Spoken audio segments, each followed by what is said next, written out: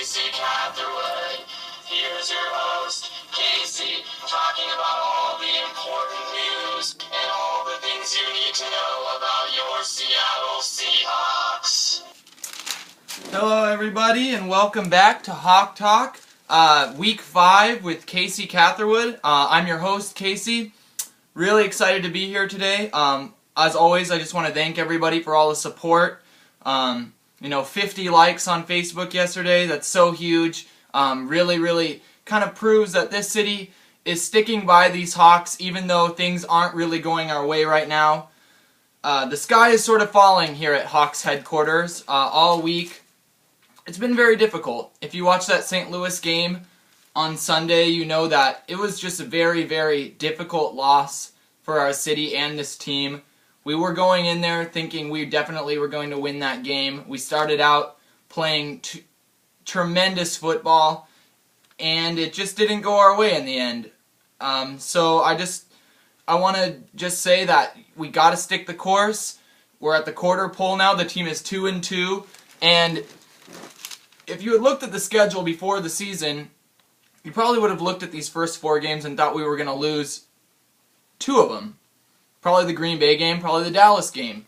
And you probably would have thought we would have won the Arizona game and the St. Louis game. Turns out it was the opposite, Hawks fans. I'm just saying, let's stick the course. That St. Louis game is in the past. St. Louis won last night on Thursday Night Football. They're looking like they're playing pretty well right now. So there's a long season ahead of us. A lot of talk is going on. Please don't listen to it. Passionate Seahawks fans throughout the Pacific Northwest have been calling for Russell Wilson's head. And how many times have we sat here together, Hawks fans, on this very show and talked about this? Benching this kid after 4 games it would be a complete travesty, and it would have been just a waste of all of our time at this point. I know he had 3 interceptions against St. Louis, but man, this kid has a lot of potential. To bench him now would be like, throwing a puppy out of the house after it went to the bathroom inside after a few weeks. These things take time. A quarterback grows with his team. We're still building a chemistry. Stick the course. No benching Russell Wilson. I don't care how good Matt Flynn is. Stick to the course, Hawks fans. Standard format for a Hawk Talk. I've got a great surprise for you guys at the end. But I'm going to start with the good. What was good about the game in St. Louis? Not a lot. In fact, I have it right here in my notes. Not a lot that was good. But let's start with James Carpenter being back. James Carpenter is now at left guard after we drafted him in the first round last season to be our right tackle. He was injured severe knee injury somewhere in the middle of last season. He worked his butt off to get in great shape. This kid is just a mammoth out there on the offensive line, and he looked great out there on Sunday. We were running the ball effortlessly. He's on the left side now with Russell Okung, so you got 2 young, high upside offensive linemen on the left side just pushing guys, and Marshawn Lynch was just going for 8-9 yards easily, quite regularly throughout the game. So it's really great to have James Carpenter back. It gives us a lot of flexibility on the offensive line. Probably the most depth we've had in the past 2 seasons. So that's really exciting. I want to talk about the first drive of that game. If you watch the first couple minutes of that game on Sunday against St. Louis, you probably would have guessed that the Seahawks were going to win by 40. We moved the ball effortlessly. Russell Wilson even threw on first down a couple of times, and we looked great. Russell Wilson was throwing on the move.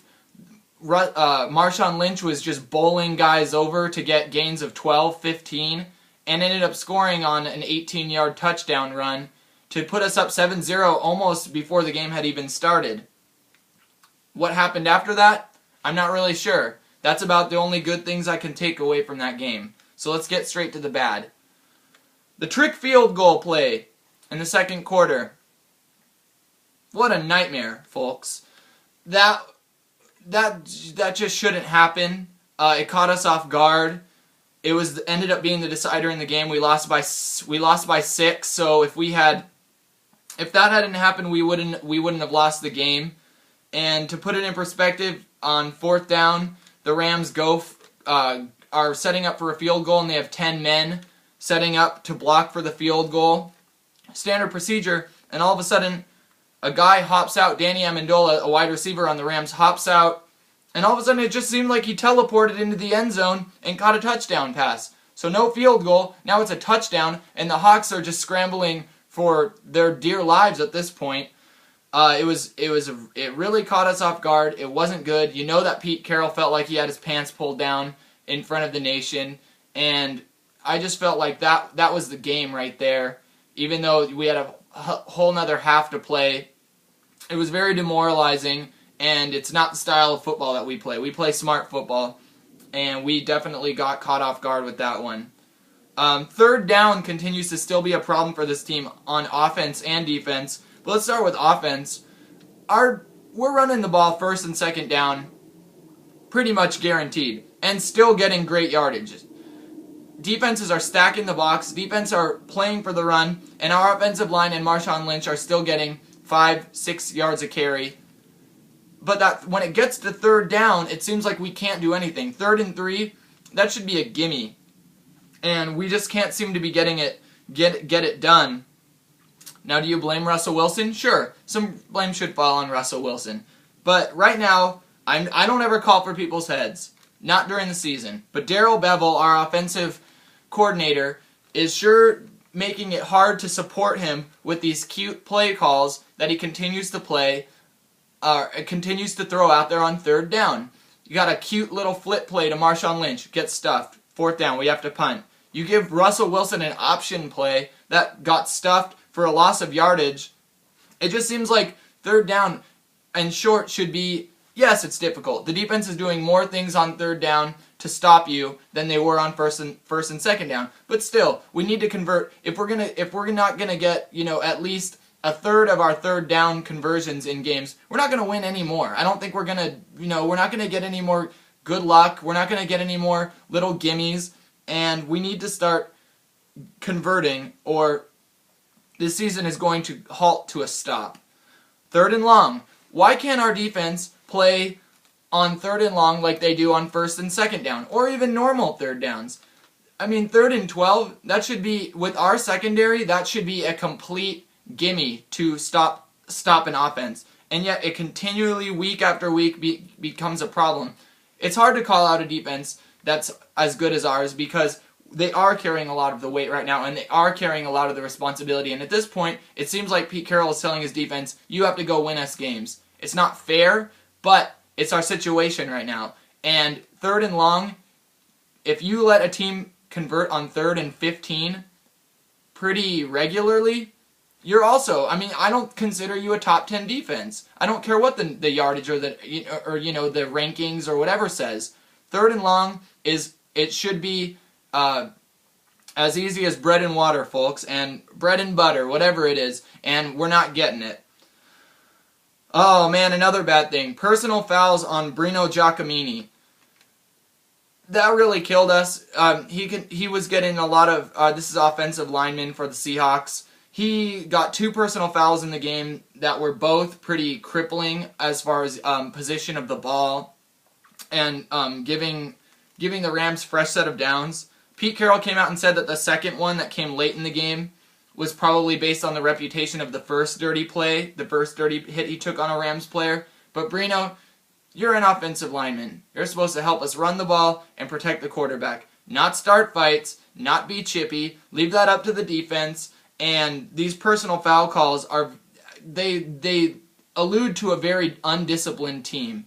And we need to get better at that. It seemed like we had our pre-snap penalties in check this week. Let's keep an eye on it, Hawks fans. And then finally, the last bad thing that I took away from that game was the onside kick call to start the second half. It was a poor decision.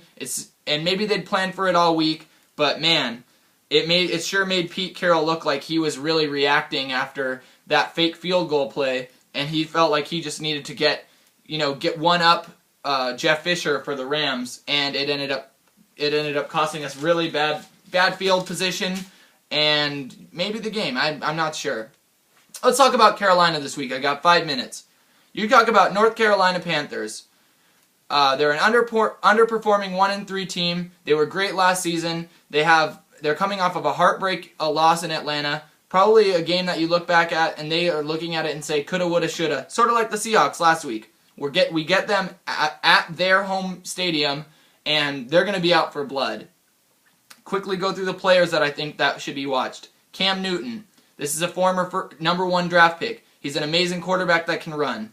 They got great wide receivers, Steve Smith and Brandon LaFell. Steve Smith is a dirty, fast little guy, and he will blow past. It'll be interesting to see Richard Sherman's matchup against him. Luke Kuechly is a rookie linebacker that the Seahawks really wanted. He's looked feisty. He might be playing out of position this week because there is an injury in the Carolina Panthers linebacker corps. They've got a two-headed monster at running back with Jonathan Stewart and D'Angelo Williams. These guys interchange in and out, and they both are great running backs. We have to stop the run. And that includes the quarterback. We have to contain Cam Newton. This is a quarterback that broke the quarterback record for rushing touchdowns in his rookie year. Yeah, he's the real deal. Is he a powder? Sure. But he is a superstar who has been underperforming this season and could be looking to have a breakout game against the Hawks. We have to play to our potential this week, folks. I'm nervous going into this game. I don't feel confident, but I'm loyal, and I love these Hawks, and I'll always stick by these Hawks. And someone said it right the other day. They said, "Casey, when are you not going to pick the Hawks to win a game on Hawk Talk?" And I couldn't answer it because you never know. But I'm definitely sticking with my Hawks this week. I've got them winning 21-17, and I think it'll be a great statement game for us. And then, hey, the schedule's not getting any easier, folks. We need to play to our potential. We need Russell Wilson, our quarterback, to improve every week, and we need all these sky is falling naysayers, Hawks fans. We are all 1/12th man. We are not divided. We are not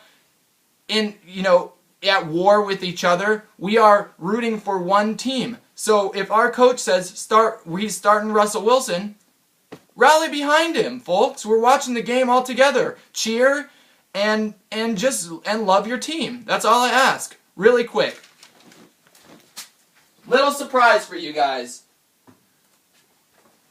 This hat here I made before the Green Bay game. It's got a Seahawks logo on it, and it says Hawk Talk. I don't know if you can see it. If you want one of these hats or any sort of shirts or any Hawk Talk merchandise because you're a big Hawk Talk follower, I need you to hit up hawktalk206@gmail.com and we'll make something work for you. Maybe I can meet you at a strip mall, or you can mail me a blank hat or t-shirt and I'll get that back to you and you can wear it before the games. Like I said, I forgot to wear this hat last week. Wore it during the Green Bay game when we had that miracle win. I'll definitely be wearing it on Sunday. Let's see if it's a good luck hat, if you believe in that sort of thing. But yes, hawktalk206@gmail.com if you want any Hawk Talk merchandise. Very cheap, very affordable, and it's a great way to show how much you care for the Seattle Seahawks team. Like I said, I think we're going to win 21-17 on Sunday. I think we're going to have to pressure Cam Newton. We're going to have to stop defensive lineman Charles Johnson from getting in our backfield and harassing our rookie quarterback. And we're just going to have to play great on both sides of the ball. I think it's going to come down to a few big plays, and I think that they're going to follow the Hawks' ways.